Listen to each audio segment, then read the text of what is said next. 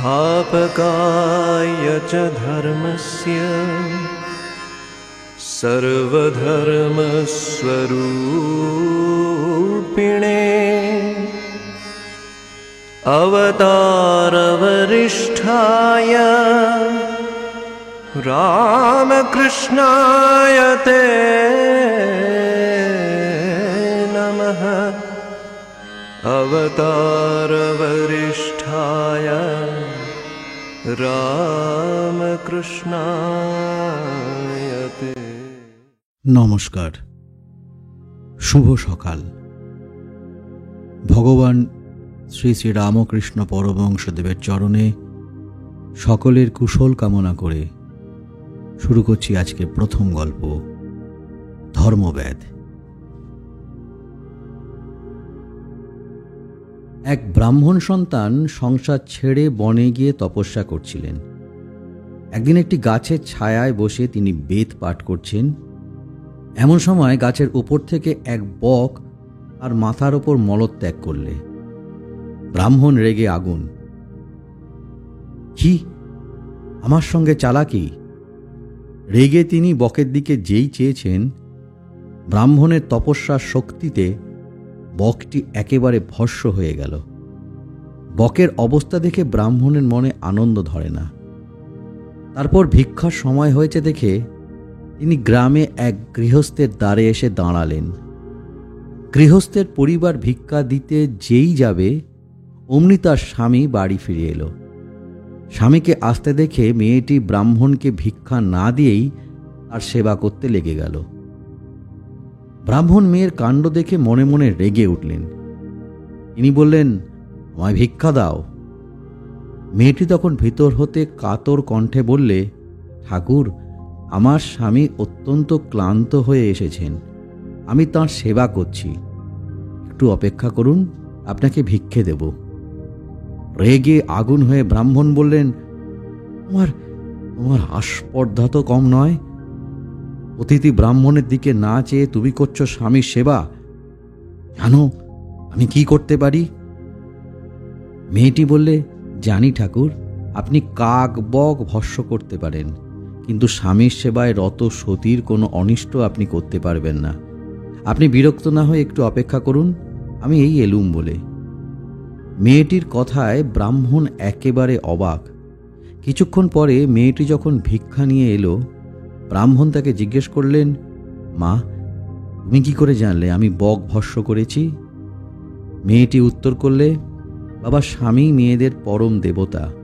একান্ত মনে স্বামী সেবার দ্বারাই আমার যা কিছু সব হয়েছে। প্রকৃত ধর্ম কি আপনার যদি জানতে ইচ্ছা হয়, তবে মিথিলার ধর্মবেদের কাছে গিয়ে উপদেশ নিন। মেয়েটির কথায় ব্রাহ্মণ মিথিলায় ধর্মবেদের কাছে গিয়ে উপস্থিত হলেন। ধর্মবেদ তখন মাংসের দোকানে বসে মাংস বিক্রি করছিল। দোকানের মধ্যে চারিদিকে পশুর মাংস, হাড়, চামড়া এসব রয়েছে। ধর্মবেদের গায়ে হাতে পায়ে রক্ত লেগে আছে। ধর্মবেদ ব্যস্ত হয়ে খদ্দেরকে মাংস ওজন করে দিচ্ছে, কারোর সঙ্গে দরদস্তুর করছে। ধর্মবেদের এ অবস্থা দেখে ব্রাহ্মণের মন ঘৃণায় ভরে উঠল। মাগো, এই লোকটার কাছ থেকে আবার ধর্মের উপদেশ নিতে হবে। ব্রাহ্মণকে দেখতে পেয়ে ধর্মবেদ উঠে দাঁড়িয়ে আদর করে এনে বসালে।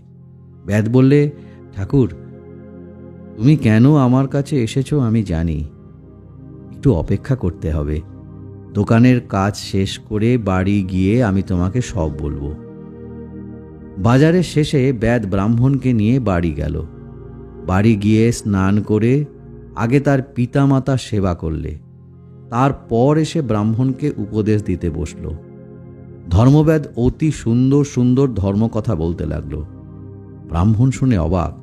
তিনি ভেবেই পাচ্ছিলেন না, একটি বেদ যে পশু মাংস বিক্রি করে জীবিকা চালায়, কি করে এত ধর্মতত্ত্ব জানতে পারে।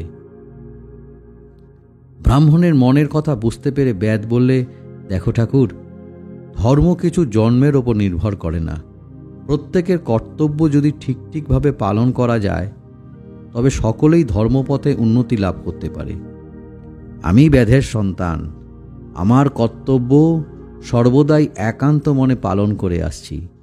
এছাড়া আমি তপস্যা করতে বনেও যাইনি, বেদ পাঠও করিনি। ধর্মবেদের উপদেশে ব্রাহ্মণ সন্তানের জ্ঞান হল। ছোট বড় কাজ সংসারে কিছুই নেই। যেভাবে কাজ করা যায় তার উপরই কাজের ফল নির্ভর করে। যে যেমন মানুষ, সে যদি তার কর্তব্য ঠিক ঠিক করে যায় তাহলে মহা ফল লাভ হয়।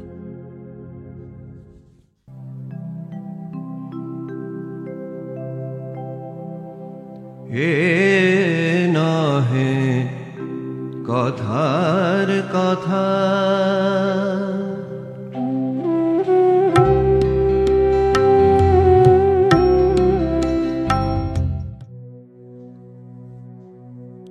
এবারের গল্প 3 ডাকাত।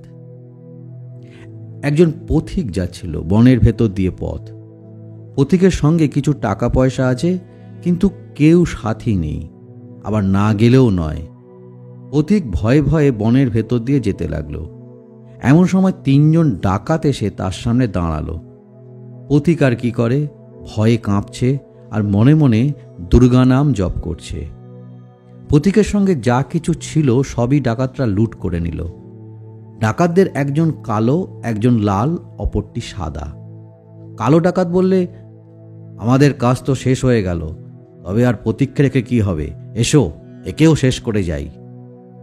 কালো ডাকাতের কথায় লাল ডাকাত ভয়ানক আপত্তি করলে, বললে, এর যথা সর্বস্ব তো আমরা কেড়ে নিয়েছি, একে হত্যা করে আমাদের কি লাভ? তার চেয়ে এসো একে একটা গাছের সঙ্গে বেঁধে আমরা চলে যাই। কালো ডাকাত তাতে আপত্তি করতে চাইছিল, কিন্তু লাল ডাকাতের লাল লাল দুটো চোখের দিকে চেয়ে ভয়ে আর আপত্তি করলে না। শেষকালে লাল ডাকাত পথিককে লতা দিয়ে এক গাছের সঙ্গে বাঁধলে, তারপর সকলে চলে গেল। পথিক আর কি করে, চুপ করে অদৃষ্টের কথা ভাবছে। খানিক পরে সাদা ডাকাত আবার ফিরে এলো। সাদা ডাকাত বললে, ভাই, তোমার বড় কষ্ট হচ্ছে, আমি তোমার বাঁধন খুলে দিচ্ছি। এই বলে সব বাঁধন সে খুলে দিলে। তারপর সাদা ডাকাত বললে, তুমি একটুও ভয় করো না, আমার সঙ্গে এসো, তোমাকে শহরের রাস্তায় তুলে দিয়ে আসব। সাদা ডাকাত আগে আগে পথ দেখিয়ে যাচ্ছে, পথিক যাচ্ছে তার পেছনে। সাদা ডাকাতের শান্ত ভাব দেখে পথিকের সব ভয় দূর হয়ে গেল। কিছু দূর গিয়ে ডাকাত বললে, ওই দেখা যাচ্ছে শহর, বরাবর সোজা চলে যাও। শহর দেখে পথিকের মনে কি আনন্দ। সাদা ডাকাত আবার বনের ভেতর দিয়ে ফিরে যাচ্ছে দেখে পথিক বলল, সে কি মশাই, আপনি যে চলে যাচ্ছেন, আপনি আমার এত উপকার করলেন। শহরে আমার বাড়ি আছে, আমার বাড়িতে আপনার একটু পায়ের ধুলো দিতেই হবে। সাদা ডাকাত বললে, তা হবার জো নেই, শহরে আমার যাওয়ার উপায় নেই, গেলেই পুলিশ ধরবে। এই বলে সাদা ডাকাত চলে গেল। মানুষের মধ্যে 3টি গুণ আছে, তম, রজ আর সত্য। যে অলস কুঁড়ের বাদশা, তার মাঝে তম বেশি। যে খুব কাজের লোক, কাজ ছাড়া একটুও স্থির থাকতে পারে না, তার ভেতর রজ বেশি। আর যে লোক শান্ত স্থির, দুঃখেও যে অস্থির হয় না, তার মধ্যে সত্য বেশি। তমর চেয়ে রজ ভালো, আবার রজর চেয়ে সত্য ভালো, কিন্তু এদের একটিও মানুষকে ভগবানের কাছে নিয়ে যেতে পারে না। লোভ মোহ আদি পথে দস্যুগণ, পথিকের করে সর্বসমশন, পরম যতনে পরম যতনে পরম যতনে, রাখো রে প্রহরী সমদাম দুই জনে। আজকের শেষ গল্প, দুহাত তুলে নাচো। 2 বেয়ান ছিল, সাদা বেয়ান আর কালো বেয়ান। অনেকদিন হয়ে গেল 2 বেয়ানে দেখাশোনা নেই, তাই একদিন কালো বেয়ান সাদা বেয়ানকে দেখতে গেল। সাদা বেয়ান তখন বসে বসে রেশমের সুতো কাটছিল। কালো বেয়ানকে অনেকদিন পর দেখে তার ভারী আনন্দ হলো। খুব আদর করে তাকে বসালে। খানিকক্ষণ কথাবার্তার পর সাদা বেয়ান বললে, তোমাকে দেখে আমার আজ যে কি আনন্দ হচ্ছে বেয়ান, তার কি বলবো। তুমি বসো, আমি যাই, তোমার জন্য কিছু জল খাবার আনি গে। এই বলে সাদা বেয়ান ভেতরে চলে গেল। এদিকে নানা রঙের রেশমে সুতো দেখে কালো বেয়ানের ভারী লোভ হলো। সে নাড়াচাড়া করে সব সুতোগুলো দেখতে লাগলো। শেষে লোভ সামলাতে না পেরে একতারা সুতো বগলে করে লুকিয়ে ফেললে। সাদা বেয়ান জলখাবার নিয়ে এলো আর কালো বেয়ানকে খুব আদর করে খাওয়াতে লাগলো।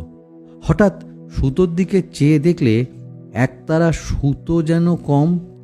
বেয়ানকে খাওয়াতে খাওয়াতে সে লক্ষ্য করে বুঝতে পারলে একতারা সুন্দর রেশম কালো বেয়ান বগলে লুকিয়েছে।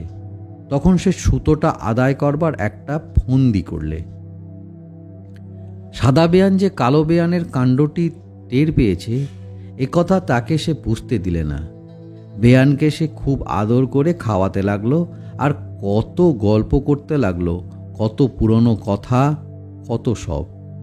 তারপর সাদা বেয়ান কালোকে বলল, ভাই, এতদিন পর তোমার সঙ্গে দেখা, আজ আমার ভারী আনন্দের দিন। কালো বললে, আমারও ভারী আনন্দ হচ্ছে। সাদা বললে, আমার ভারী ইচ্ছে করছে দু বেয়ানে একটু নাচি। তখন দুজনে মিলে নাচতে আরম্ভ করলে। সাদা বেয়ান দেখলে কালো বেয়ান এক হাতে বগল টিপে খুব সাবধানে নাচছে। তখন সে বললে, এসো আমরা দুহাত তুলে নাচি। এই বলে সাদা বেয়ান দুহাত তুলে নাচতে আরম্ভ করলে। কিন্তু কালো বেয়ান এক হাতে খুব সাবধানে বগল টিপে শুধু এক হাত তুলে নাচতে লাগলো। তখন সাদা বেয়ান বললে, সে কি বেয়ান, এক হাত তুলে আবার কি নাচ? দুহাত তুলে না নাচতে পারলে কি তেমন আনন্দ হয়? কালো বেয়ান মুখ ভার করে বললে, কি করি ভাই, যে যেমন জানে, সকলে কি আর তোমার মতন দুহাত তুলে নাচতে পারে? ডুব ডুব ডুব রূপ সাগরে আমার মন, ডুব ডুব ডুব রূপ সাগরে আমার মন। তলাতল পাতাল খুঁজলে, তলাতল পাতাল খুঁজলে পাবি রে প্রেম রত্নধন, পাবি রে প্রেম রত্নধন। তলাতল পাতাল খুঁজলে, তলাতল পাতাল খুঁজলে পাবি রে প্রেম রত্নধন। ডুব ডুব ডুব ডুব